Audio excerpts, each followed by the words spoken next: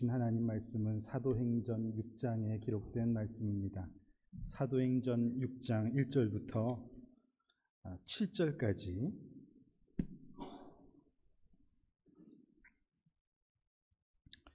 사도행전 6장 1절부터 7절까지 기록된 말씀을 제가 한 절 읽고 여러분 한 절 읽으시고 그렇게 교독해서 읽겠습니다. 그때에 제자가 더 많아졌는데 헬라파 유대인들이 자기의 과부들이 매일의 구제에 빠짐으로 히브리파 사람을 원망하니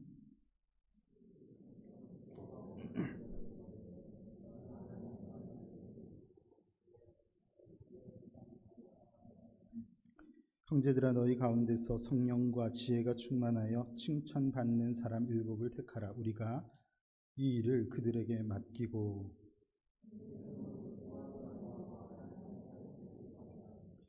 온 무리가 이 말을 기뻐하여 믿음과 성령이 충만한 사람 스데반과 또 빌립과 브로고로와 니가노르와 디몬과 바메나와 유대교에 입교했던 안디옥 사람 니골라를 택하여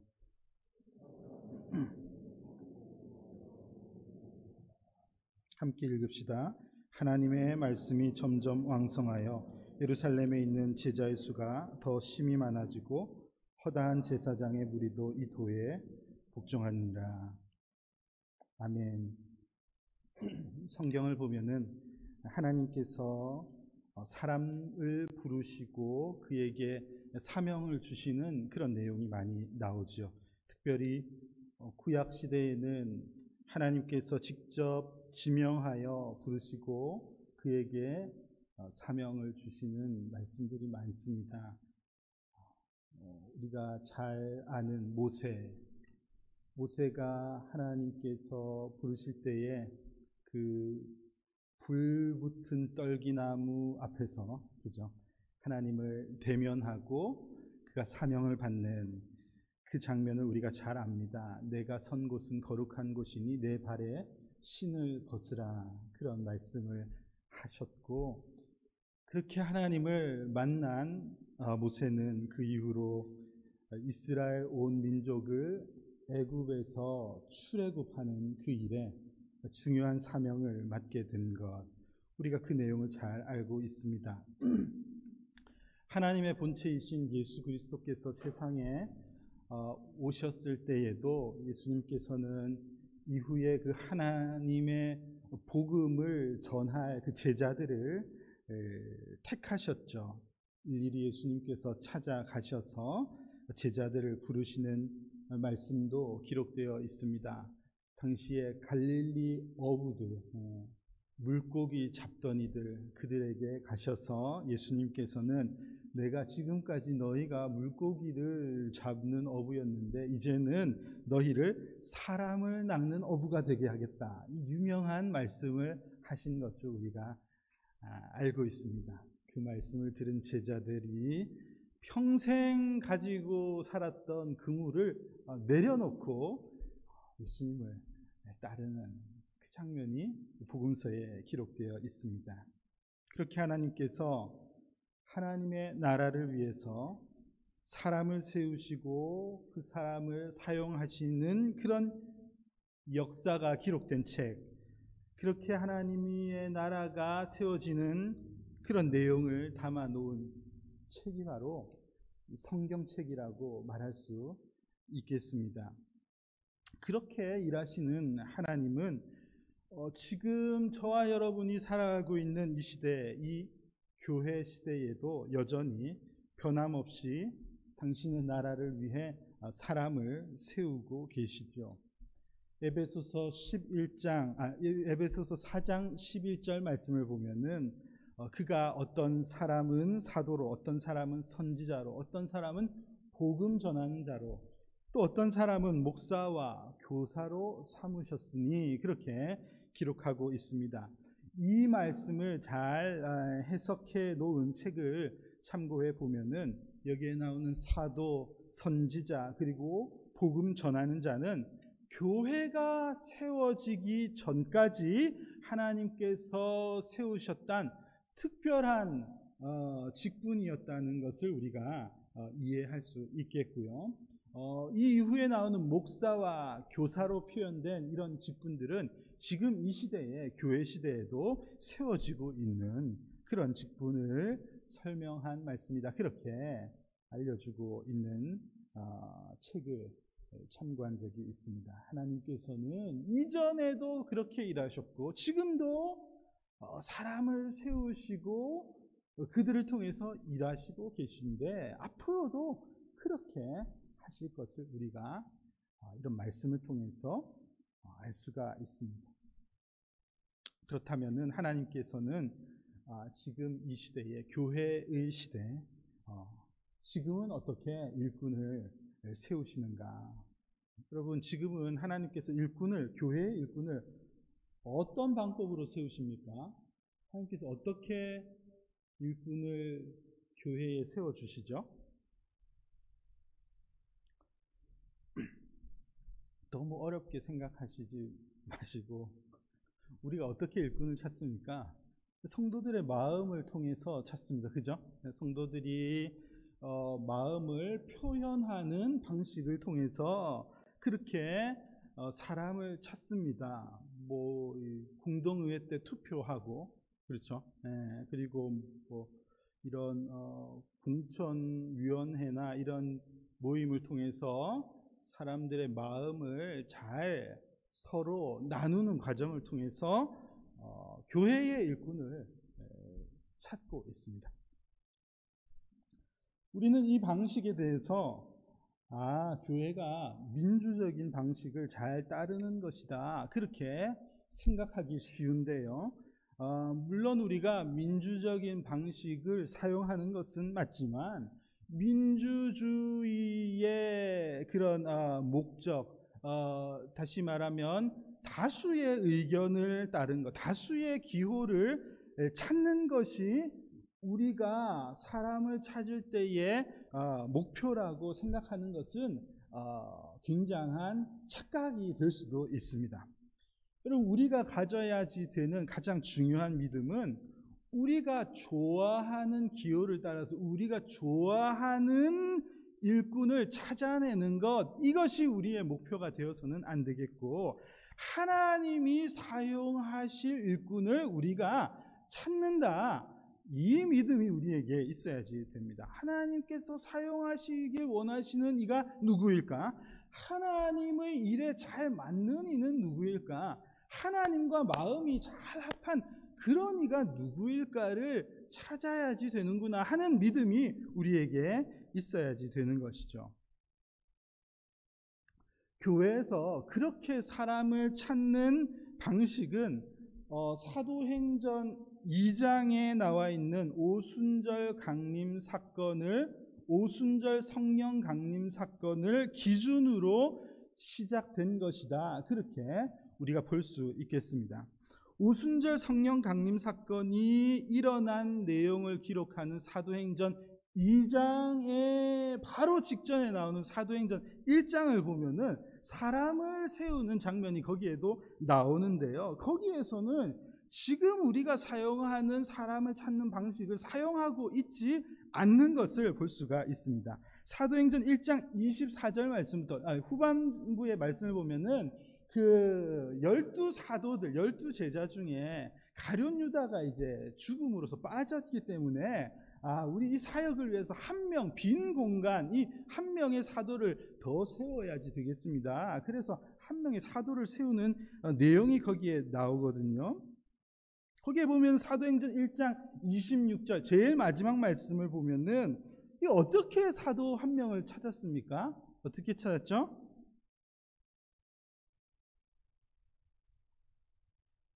어떻게 찾았습니까? 네? 예? 제비를 뽑았습니다. 제가 한번 대답 기다리려니까 엄청 오래 걸리네.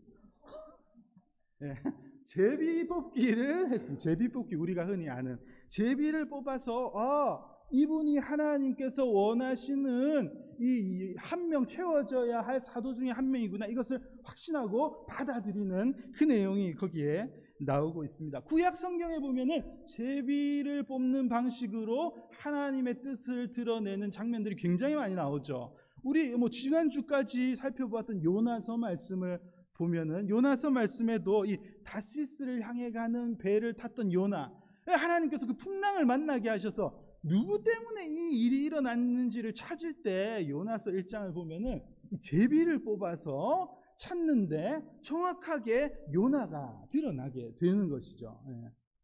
이런 방식은 굉장히 많이 드러나고 있습니다. 이스라엘의 초대 왕을 뽑을 때, 사울 왕을 뽑을 때도 하나님께서 사울에게 기름 부음을 이미 받게 하셨음에도 불구하고 그 사울이 왕으로 드러내는 과정은 제비를 뽑는 방식으로 했습니다. 그래서 이스라엘 백성들이 다 나오게 해서 지파별로 제비를 뽑았더니 어느 지파가 뽑히고 어느 가족이 뽑히고, 그래가지고 나중에 드러난 왕이 누구였습니까? 사울이 드러난 것이죠. 하나님께서 사울을 준비시키셨구나, 이것을 다 받아들이는 내용이 나오고 있습니다. 제사장들이 하나님의 뜻을 구할 때도 이 우림과 둠림이라는 패를 가슴에 품고 있다가 어느 것이 하나님의 뜻입니까? 이것이 옳습니까? 아닙니까? 이 패를 꺼내는 것을 통해서 OX, yes, no를 확인하는 그런 방식을 하나님께서 하도록 그렇게 하셨거든요. 그래서 그 방식을 통해서 하나님의 뜻이 무엇인지, 그렇구나, 이게 맞구나, 이것을 확인했던 것을 구약 성경 말씀을 통해서 우리는 볼 수 있는데, 이 사도행전 1장에서도 그런 방식으로 지금 제비를 뽑아서 이 사도 한 명을 찾는 방식을 기록하고 있지만, 2장에 나오는 오순절 성령 강림 사건을 이 사건 이후로는 더 이상 이렇게 하나님의 뜻을 구하지 않는단 말입니다. 그때를 기준으로 하나님의 뜻을 찾는 방식이 완전히 바뀌어 버렸습니다. 오늘 우리가 읽은 사도행전 6장에 나오는 방식, 일꾼을 찾는 방식이 바로 그런 것입니다. 그 이후로 처음 나오는 모습이거든요. 어떻게 찾습니까? 성도들의 의견을 듣고 그 성도들이 의견을 표현하는 방식을 통해서 일꾼을 찾는 거예요. 우리가 하는 방식이 그와 같습니다. 공동의회 때 내 마음이 어떻다 하는 것을 표현하잖아요. 그것을 통해서 하나님께서 교회에 이런 뜻을 가지고 계시는 거구나 하는 것을 확정하는 것, 이 방법을 이 오늘 본문에서도 사용하고 있습니다. 요한복음 14장에 보면 예수님께서 이제 앞으로 내가 가고 보내실 그 보혜사 성령님께서는 너희들에게 깨닫게 하시고 가르쳐 주시고 생각나게 하시는 그 역할을 하실 거야. 예수님께서 그렇게 가르쳐 주셨거든요. 성령님이 하나님의 마음을 알려주시는구나, 이것을 알고 있는 교회는 그렇게 이제 사람을 찾는 것입니다. 고린도전서 3장 16절에 기록된 말씀을 통해서 성령님께서 계신 곳이 이제는 더 이상 성막에 임재하시거나 어떤 성전에 계신 분이 성령님이 아니라는 것을 우리가 알게 된 것이죠.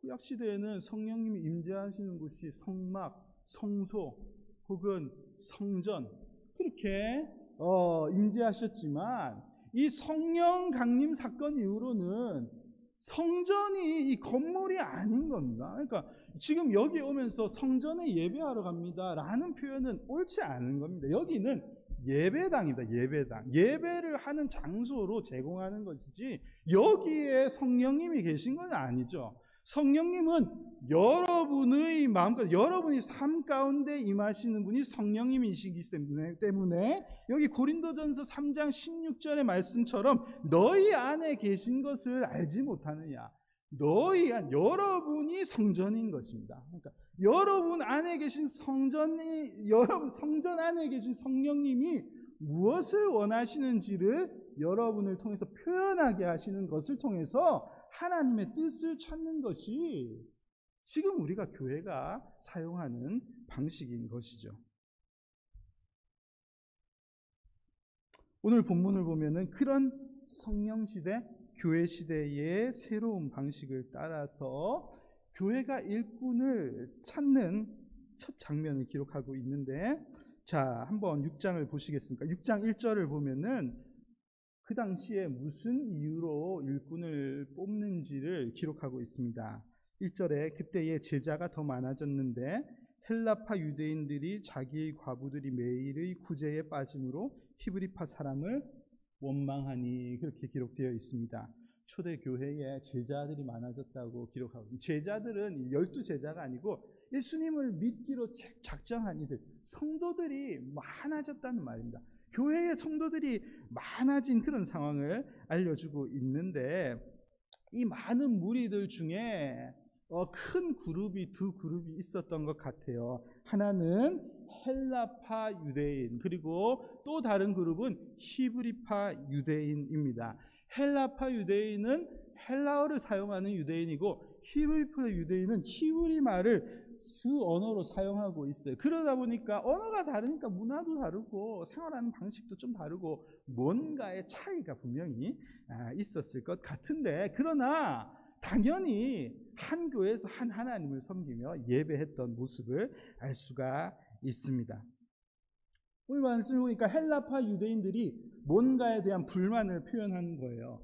내용이 뭐냐 보니까 교회가 구제하는 일에 힘쓰고 있는데 참 좋은데, 그런데 우리가 살펴보니까 우리 헬라파 유대인들의 혼자 사는 여인들을 위한 구제 항목이 너무 부실하다. 이게 이제 불만의 내용입니다.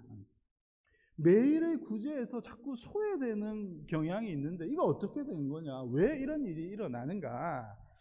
이런 얘기가 이제 나온 것이죠. 헬라파 유대인들은요, 헬라어를 사용하는 일, 그러니까 사실 헬라파 유대인들은 본국을 떠나서 이방 나라에서 살다가 다시 회복된 유대인들입니다. 히브리파 유대인들은 이제 본토인들이죠. 계속 자기의 언어와 문화를 지켜왔던 그런 유대인들입니다. 그러니까 정통을 지켜왔던 이들과 약간 해외 생활을 하고 온 이들 간에 약간 갈등이 있었던 것 같습니다. 뭐 항상 그런 게 있잖아요. 비주류와 주류 간의 갈등이죠. 이 정치에서도 보면은 탈당했다 들어오면은 취급 안 해주는 것처럼, 이거 왜 들어오냐 이거죠. 밖에 나가서 살던 사람들이. 그러니까 한 공동체를 이루고는 있지만 뭔가의 그 소소한 갈등이 있었던 것 같은데, 지금 이 문제로 약간 폭발된 것 같은 그런 내용을 볼 수 있습니다. 이 문제를 놓고 이제 12사도들이 모여서 의논해야죠. 이 문제가 있으니까.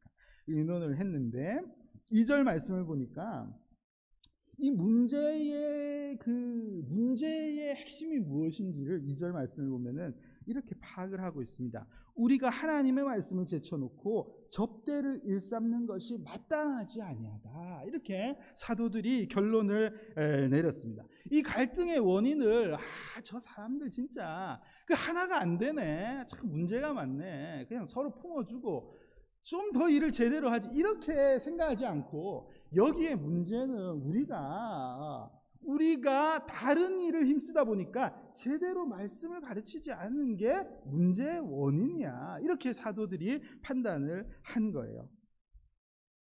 제대로 판단을 한 것이죠. 사도들이 말씀을 바르게 가르치고 말씀의 사역자들이 그 일에 더 집중하고 잘 다스렸어야 됐는데, 지금 제자의 수가 많아지고 사람들은 많아지고 구제해야 될 일은 많은데 일꾼들이 적으니 이 말씀을 가르쳐야지 될 사도들이 말씀을 제쳐놓고 자꾸 줄 세우고 음식 나눠주고 막 이런 일을 하다 보니까 결국은 문제가 여기에서 발생하게 된 겁니다. 교회가 하나님을 사랑하고 이웃을 사랑하는 일에 힘써야지 되는, 말씀을 잘 가르치고 또 세상을 잘 섬기는 이 일을 똑같이 잘 해야지 되는 것이 맞는데, 일은 많고 사람이 적으니 한쪽이 소홀해지게 되고, 그러니 결국은 누군가가 마음이 아프고 이 상처를 입게 되고 소외감을 느끼게 되고, 이런 일이 교회에 일어나게 된 것이죠. 자, 그래서 내린 해결책이 뭐냐면은 이 일을 우리보다 더 잘할 수 있는 사람을 7을 세우면 되지 않겠나. 지금 우리가 자꾸 이 일을 하다 보니까 이 문제가 이렇게 됐으니까 우리가 일꾼을 세워서 이 일을 그들에게 맡기고 우리는 오로지 기도하는 일과 말씀 사역에 힘쓰면 되지 않겠나. 그게 참 좋은 방법인 것 같다. 이렇게 결론을 내렸는데 참 잘하는 거죠. 잘 결정하지 않았습니까? 참 지혜롭게 이 방법을 택한 것입니다. 일을 나누어 해야죠. 가끔씩 교회에 목사가 모든 일을 다 하는 그런 교회가 있습니다. 원하세요? 가끔씩 장로님이 모든 걸 다 주관하는 그런 교회가 있습니다. 원하십니까? 드물지만 목사의 아내가 다 설치고 다니는 그런 교회가 있습니다. 최악입니다. 최악. 한 사람이 뭘 다 한다고 막 설치고 다니는 그런 교회는 진짜 건강하지 않은 교회예요. 겉으로 보기에는 저분이 정말 성실하게 모든 일을 다 하시네, 약간 칭찬할 수 있지만 건강한 교회가 전혀 아닌 것이죠. 절대 건강한 교회가 아닙니다. 교회의 에클레시아라는 이 교회의 헬라어는 부르심을 받은 이들이 모여 있는 곳을 표현하는 말이에요. 그러니까 하나님께서 필요한 이들을 부르셔서 이 공동체에 모이게 하셨다는 겁니다. 다 필요한 이들이라는 것이죠. 하나님께서 그냥 와서 가만히 있다가 갈 사람 뭐하러 부르셨겠어요? 다 필요한 이들을 골라서 부르셔서 이 공동체가 세워지게끔 하신 곳이 하나님의 교회입니다. 그러니까 모든 이들이 할 일이 있고 맡은 일이 있고 다 거기에 맞는 합당한 달란트가 있기 때문에, 그래서 성경에서도 교회의 성도들을 지체라고 그렇게 표현하고 있는 것이죠. 몸의 어느 부분 중에 필요 없는 부분이 있습니까? 다 필요한 겁니다. 물론 정말 일할 사람이 없는 교회, 사람이 없어서 그럴 때는 당연히 목사가 더 많이 해야 돼요. 서 있는 장로님, 집사님, 권사님 세움 받은 분들이 더 열심히 하는 것이 당연히 맞습니다. 당연히 그렇게 해야지 되죠. 그런데 그런 게 아니고 일을 못 맡기는 거예요. 일을 못 맡기는. 내가 해야지 더 잘할 것 같고 못 믿었고, 이런 것은 정말 안타까운 교회의 모습이고요. 굉장히 이건 우리가 잘 모르는 겁니다. 일을 더 잘하는 분들이 계신데 자꾸 착각하는 것이죠.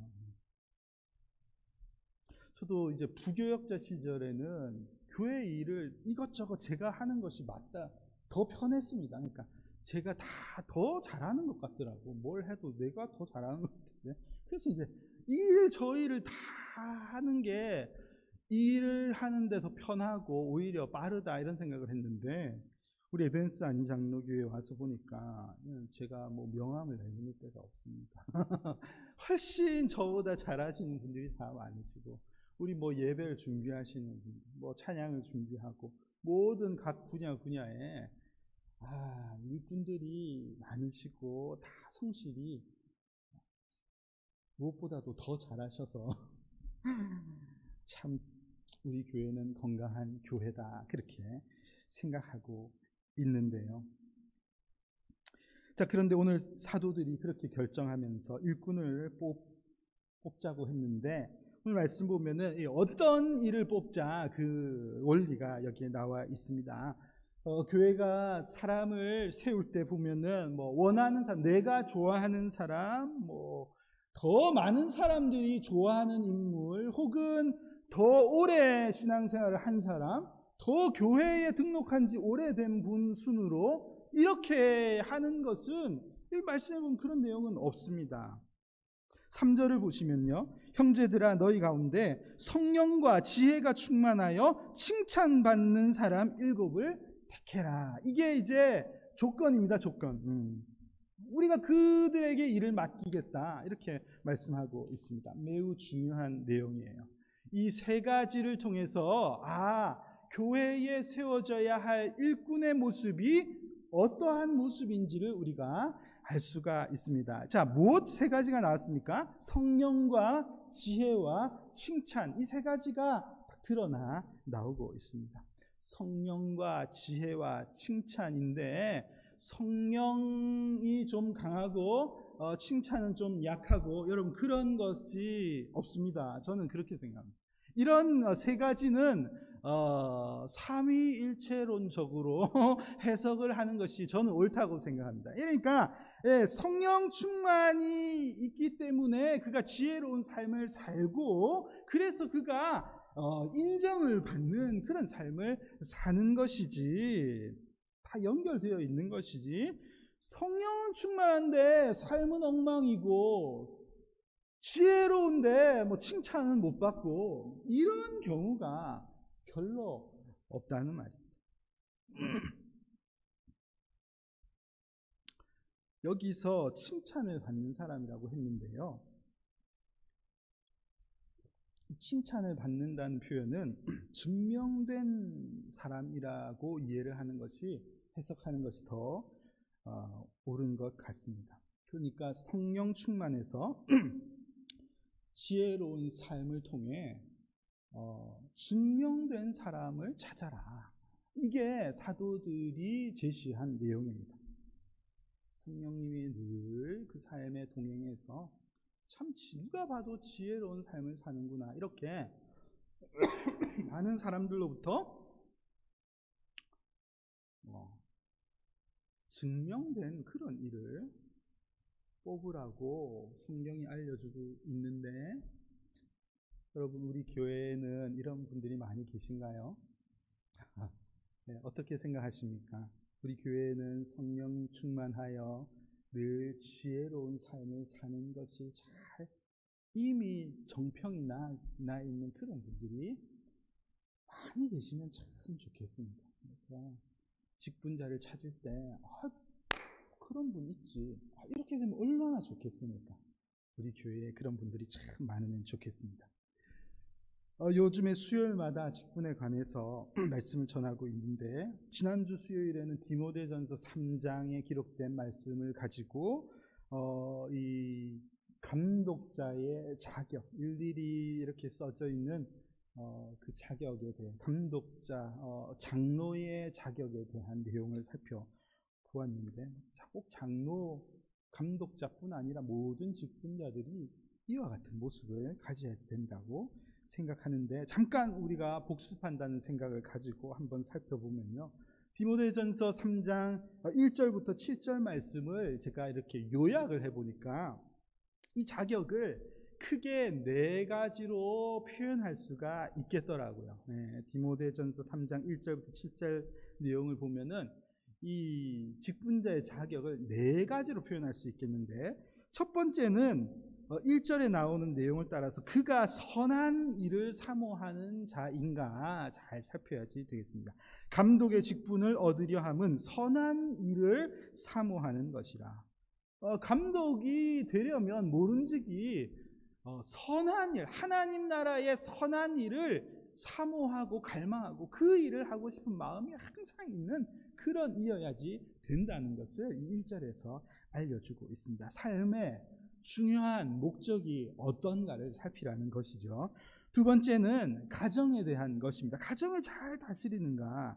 이 디모데전서 3장 2절에 보면은 감독은 모름지기 하나하나의 남편이 되어야 될 것이고, 자기 집을 잘 다스려, 4절에 보면 자기 집을 잘 다스려서 모든 공손함으로 자녀들이 잘 순종할 수 있는 그런 관계여야지 된다, 그렇게 알려주고 있으니 직분자는 가정을 잘 다스리는 부분이 포함되어야지 되는구나 알 수 있겠고요.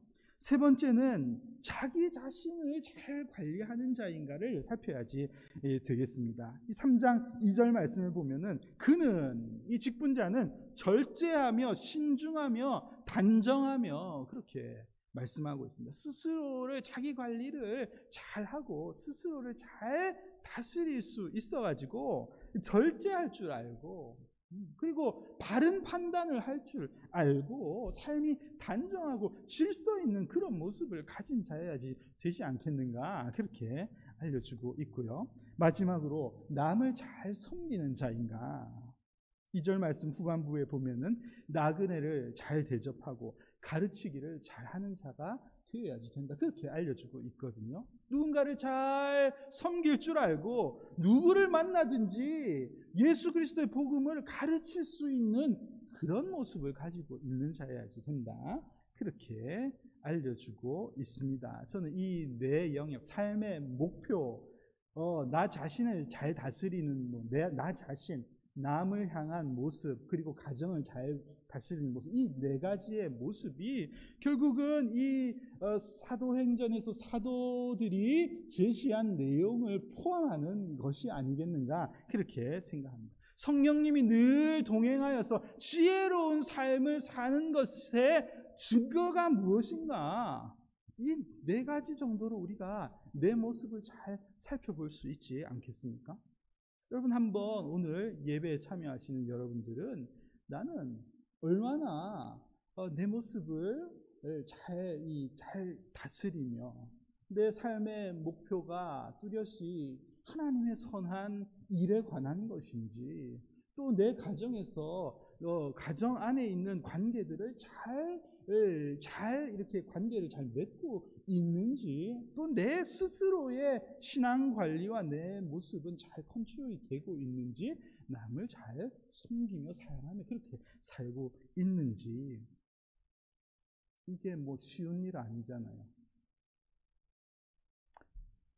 성령님께서 잘 우리를 다스려 주시지 아니하시면 이 네 가지를 잘 실천하기가 쉽지가 않은 것 같으니 오늘도 부족한 부분을 하나님께서 다스려 주셔서 하나님 이 네 가지 중에 나는 이 부분이 좀 많이 부족한데요.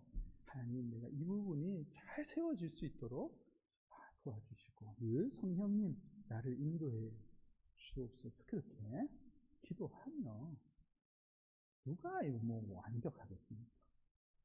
우리가 그렇게 간구하면서 살 수 있어야지 되겠습니다. 자, 그런 기준을 제시했단 말이죠. 이 사도들이 성령이 충만하여 지혜로운 삶으로 증명된 사람 7을 택하면 된다. 그렇게 기준을 제시했는데 여러분 5절을 보시면요. 이 기준을 들은 성도들의 반응이 있습니다. 온 무리가 이 말을 기뻐하며 믿음과 성령이 충만한 사람 7을 택했다. 그래서 7명의 이름이 명단이 쫙 나와 있습니다. 자, 오늘 말씀 중에 저는 이 부분이 제일 중요한 부분이라고 생각하고 있습니다. 너무 중요해요. 여러분, 이 성령이 충만하여 지혜로운 삶을 사는 자를 일꾼으로 세우자. 이 일에 대해서, 이 명령에 대해서 온 교회가 드러낸 반응이 너무 기뻐하는 이 모습입니다. 너무 기뻐하며 감사하며 와 그런 분을 찾읍시다 있지요. 그러면서 이 7 일꾼을 택한 내용이 여기에 있는데 여러분 이런 일이 우리 교회에도 기쁜 소식, 기쁨의 내용이 되면 참 좋겠습니다. 우리 교회가 가을에는 이제 일꾼을 세워야지 되겠다. 그렇게 작정하고 준비하고 아까 우리 조 집사님께서 기도하실 때에도 그 부분에 대해서 참 기도해 주셔서 참 감사드리는데 우리가 그렇게 준비하고 있는데 혹여라도 우리 교회에 일꾼을 뽑습니다. 찾습니다. 이렇게 하면은 우리의 마음속에 불편함이 있고 하나도 기쁨이 없고 이거 또 해야지 되나? 막 이 스트레스가 생기고 이런 일이 생기면 안 된다는 것이죠. 교회에 일꾼을 찾을 수 있는 기회를 우리에게 주셨을 때 온 교회가 기뻐하면서 우리에게 일꾼을 세울 수 있는 그런 기회를 주셨네. 다 기쁨으로 반응하며 그 일에 동참할 수 있는 그런 교회가 되어야지 되는데, 이 일이 왜 기쁜지, 이게 왜 기뻐해야 할 일인지에 대해서 우리가 잘 이해하면 좋겠습니다. 제가 서두에 에베소서 4장 11절 말씀을 읽었죠. 그러면서 그가 어떤 사람은 사도로, 선지자로, 복음 전하는 자로, 목사와 교사, 그렇게 교회의 직분자를 세우십니다. 이 말씀이 기록이 되어 있는 것을 알려드렸는데, 이 에베소서 4장 11절 이 말씀 전에 4장 8절 말씀을 보면은 과연 이 직분이 왜 기뻐해야지 되는 것인지에 대한 사도 바울의 설명이 거기에 나와 있거든요. 이전에 수요일에도 이 말씀에 대해서 설명을 드린 적이 있는데요. 에베소서 4장 8절 말씀입니다. 이렇게 기록되어 있습니다. 그러므로 이르기를 그가 위로 올라가실 때에 사로잡혔던 자들을 사로잡으시고 사람들에게 선물을 주셨다 하였도다. 사도 바울이 이 에베소 교회 편지를 쓰면서 그러므로 이르기를 이렇게 했습니다. 그래서 이르기를, 이 말은 어딘가에 이 말씀이 기록되어 있다는 것이죠. 이 말씀은 사실 시편 68편에 기록되어 있는 다윗이 쓴 시예요. 그래서 사도 바울이 이르기를 이렇게 표현한 것이죠. 이 다윗 왕이 다윗이 이 시를 쓰면서 앞으로 오실 메시아, 완전한 승리자 왕이 완전한 승리를 거두시고 그 왕의 보좌에 앉으시는 내용을 찬양하는 내용입니다. 이 시가. 그래서 그것을 막 찬양하는 시의 내용을 인용해서 다윗도 그 찬양을 통해서 오실 메시아, 완전한 승리를 이루실 예수님을 찬양했지만, 사도 바울도 똑같이 그분이 예수 그리스도이심을 아는 상태에서 그 예수님이 온 이 사역, 그러니까 이 땅의 어둠의 권세를 깨뜨리시고 완전한 승리를 거두신 예수님께서 왕의 자리에 다시 등극하시는 그 장면을 이 말씀에 보면은 그가 위로 올라가실 때, 그러니까 승천하시는 모습으로 비유하고 있는 것입니다. 그러니까 예수님께서 십자가 사역을 다 마치시고 승천하신 것을, 모든 왕의 사역을 마치시고 승리하신 왕이 그 보좌에 앉으시는 것으로 비유하면서 그 왕께서 하늘 보좌에 오르실 때에 이 땅에 남겨져 있는 사람들에게, 이 땅에 세워져 있는 교회에게 선물을 주셔서 이 얘기를 하면서 그들이 바로 이 땅에 세우시는 일꾼들, 직분자들, 그 종류에는 바로 목사와 교사가 있고 이전에는 이러이러한 이들이 있었다. 사도 바울이 그렇게 설명을 해주는 내용이 여기에 있는 것이죠. 그러니까 사도 바울께서 알려주시는 이 교회의 직분자들은 그냥 어느 정도의 가치가 있다고 표현해야 될까요? 굉장한 가치가 있으신 그런 하나님의 선물이라는 말입니다. 이 선물이 주어질 수 있는 이유는 예수님께서 이 땅에 오셔서 승리하셨기 때문에, 십자가에서 못 박히시고 죽으시고 부활하시고 승천하신 그 사건이 반드시 있었기 때문에 주어진 것이 교회이고 교회의 직분자라고 생각할 때 이것은 너무 어마어마한 사건인 것이죠. 교회의 직분자가 그런 귀한 하나님의 선물이라는 인식이 여러분들에게 있으신가요? 그런 생각이 있으십니까? 그런 마음이 있어야지 되겠습니다.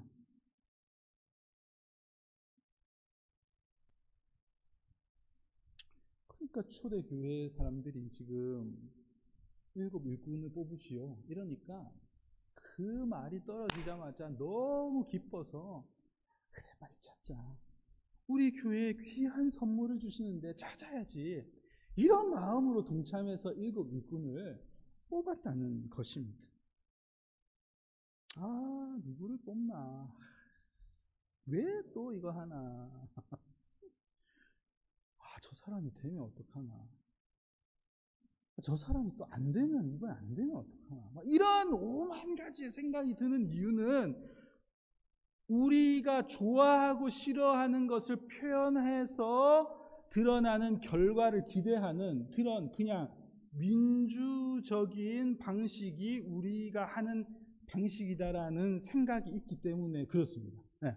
그러다 보니까 뭐 내가 뽑은 사람이 안 걸리면은 뭐 내가 뽑은 체크한 대통령이 안 되면 막 계속 불만을 가지고 있는 것처럼 그런 것처럼 이런 마음이 생기는 것이죠.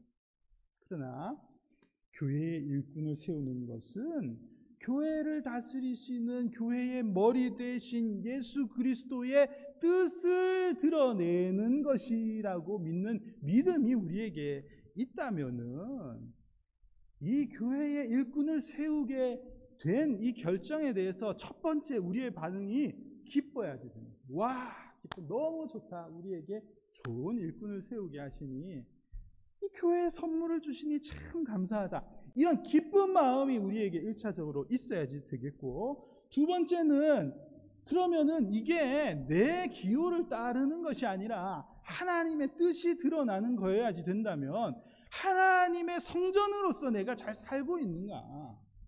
내가 성령님을 모신 그 모습으로 살지도 않는데 내 의견이 나오겠지 무슨 성령의 의견이 나오겠는가? 그런 생각을 가지고 우리가 더 마음을 모으고 하나님의 마음을 품도록 더 집중하고 그런 삶을 사는 그런 모습이 우리에게 있어야지 되겠습니다. 여러분 1년 반 전에, 1년 반 전이 아닌 2019년 1년 내내 여러분들이 그런 마음을 가지고 담임 목사를 청리한 거 아닙니까? 아닙니까? 대답을 해 주십시오. 그런 간절한 하나님의 뜻이 드러나기를 간절히 구하면서 내 뜻이 아니라 하나님의 뜻이 드러나기를 굉장히 기도하시면서 1년을 수고하여서 담임 목사 청리한 거 맞아요? 아니에요? 대답이 너무 진짜 저는 오셔서 제가 와서 그런 얘기를 많이 들었고 또 저도 그렇게 알고 있기 때문에 저도 간절히 기도하면서 하나님의 뜻이 이 과정을 통해서 드러나기를 기도한 결과를 통해서 이 강단에 서게 된 것을 믿고 깨닫고 있기 때문에 정말 감사하고 있습니다. 여러분 담임 목사를 청빙하는 것에 대해서만 그렇게 하는 게 아니에요. 교회의 모든 직분자를 뽑을 때마다 그런 마음이 있어야지 됩니다. 하나님의 뜻이 드러나는 그런 일이 될 수 있도록 그런 일이 우리 교회에 일어나면 좋겠으니 참 기대하자, 기뻐하자, 기다리자 이런 즐거운 마음이 우리에게 있어야지 되는 것입니다. 여러분 이사야서 6장 8절 마지막으로 같이 한번 읽어볼까요? 이사야서 6장 8절 말씀. 이사야 선지자를 부르시는 하나님께 이사야가 반응하는 내용입니다. 같이 읽겠습니다. 내가 또 주의 목소리를 들으니 주께서 이르시되 내가 누구를 보내며 누가 우리를 위하여 갈고 하시니 그때에 내가 이르되 내가 여기 있나이다 나를 보내소서 하였더니 이 많은 이들을 부르실 때의 반응들이 나오지만 특별히 이사야 선지자가 하나님께서 일꾼으로 부르실 때에 반응한 이 모습은 참 뭐랄까요? 참 좋은 모범이 되는 모습이라고 생각합니다. 많은 일꾼들 중에는 모세도 그랬고 많은 선지자들 나는 아닙니다. 나는 아니죠. 이러면서 계속 그러다가 결국은 하나님께서 사용하신 그런 내용들도 나오곤 하는데 이 이사야 선지자의 모습 얼마나 멋있습니까? 이 기쁨으로 준비하고 있었던 사람처럼 하나님 일꾼을 찾으십니까? 내가 여기 있습니다. 나를 보내세요. 나 여기 있습니다. 준비되어 있습니다. 나를 사용하시면 됩니다. 이렇게 기쁨으로 반응하는 모습 얼마나 하나님께서 기뻐하시겠습니까? 여러분 우리 교회에 좋은 일꾼을 찾는 이 일이 모든 이들에게 기쁨이 되는 그런 일이 되면 좋겠습니다. 누구에게나 직분을 받는 이에게뿐만 아니라 직분을 받을 수 있도록 내 마음을 표현하는 성령님의 마음을 표현하는 성도님 한 분 한 분의 마음이 다 기쁨으로 감동이 되는 그런 귀한 일이 우리 에덴스 한인 장로교회에 있을 수 있기를 주님의 이름으로 축복합니다.